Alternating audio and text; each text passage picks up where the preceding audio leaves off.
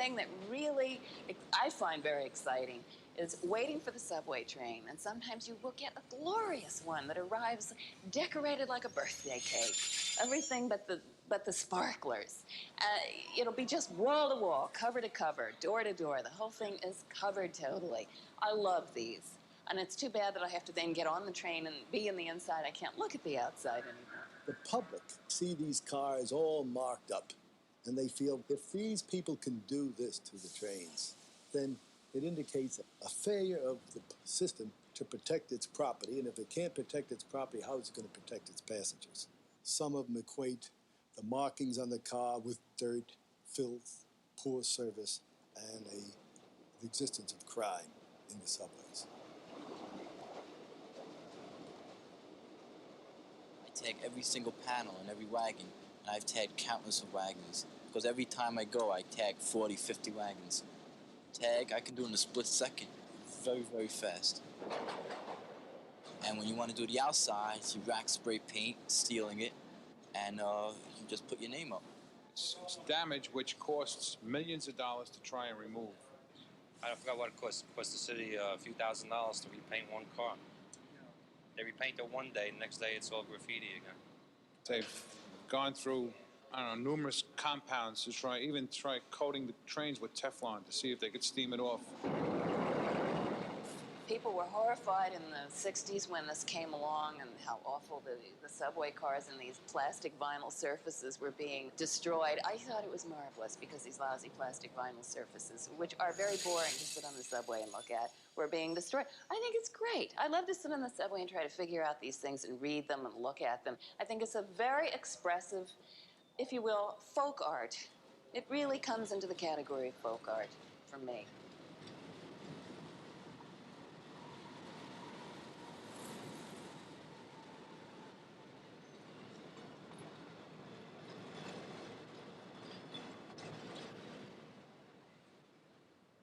Where do you ride mostly? Mostly the layups, where to keep the trains on the weekend. And how do you get in to do that? With a key. Sometimes the doors are open.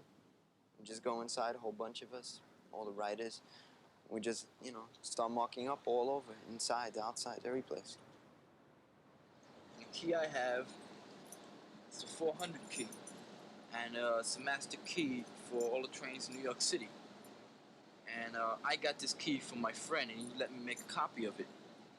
And how they originally got it, you can either get it from a conductor or a motorman, and the way you get it, you have to steal it from him. You can take a whole bunch of keys, and from then on, you can make 1,000 copies and distribute them along all your friends. And go at the end of the station, you jump down and go in between the cars, open the car up, and get inside. And you have to be careful, because as soon as you go down, this third rail is right on the side. And if you step inside the third rail, well, you're dead. So you have to either climb on top of it, just stay away from it, whatever you do. By accident, I've touched the third rail with my sneaker, and I just burned a hole right through it. It's pretty dangerous. You could get caught by the cops, get beat up, you could get electrocuted, hit by a train, anything could happen. Sometimes they beat you up, they'll let you go, take your paint. Sometimes they'll spray you with your own paint. They took one kid and they sprayed him red, white, and green, his hair and his whole body. They made him look like a flag. Some of them have told me that that's what they get off on, going in the yards, running away from the guards, who are in the train yards. One young man, he was painting one train all night.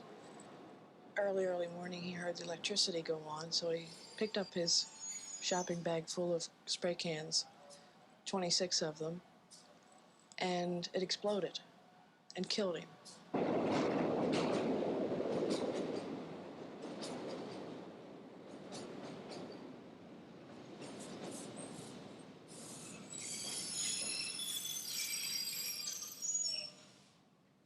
Sometimes I spend a long time, a couple of hours watching trains, taking pictures, just spending time with the riders, hanging out, doing anything. Just as long as it has to do with graffiti.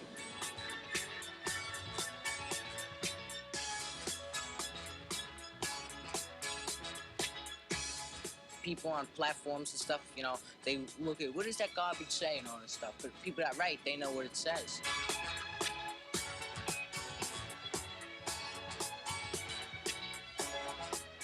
my piece, my name.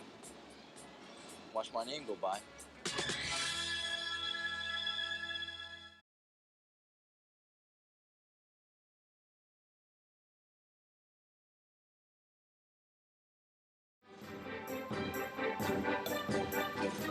In the culturally evolving New York City, a new art exhibit, which explores the impact of graffiti, has opened at Red Bull Studios. The Rite of Passage explores the impact graffiti has had on global culture and the hidden language that developed in the boroughs of New York City and traveled the world. Well, the media has called it graffiti since the 70s.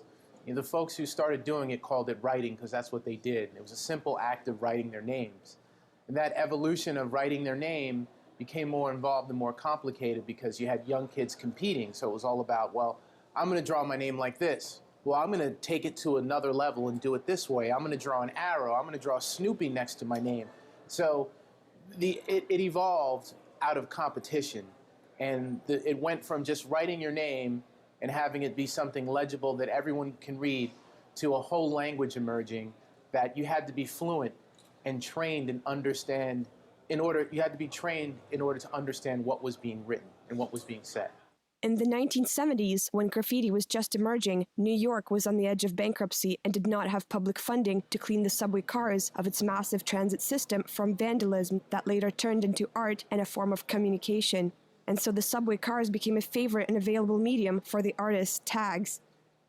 The Rite of Passage features over 100 original graffiti artifacts from graffiti legends with names like Futura, Cost, and Claw Money. The legends that emerged in the 1970s and the 1980s are said to have influenced the mysterious street artist with an international reputation known as Banksy. The Rite of Passage runs from the month through 23rd of November at the Red Bull Studios in Chelsea.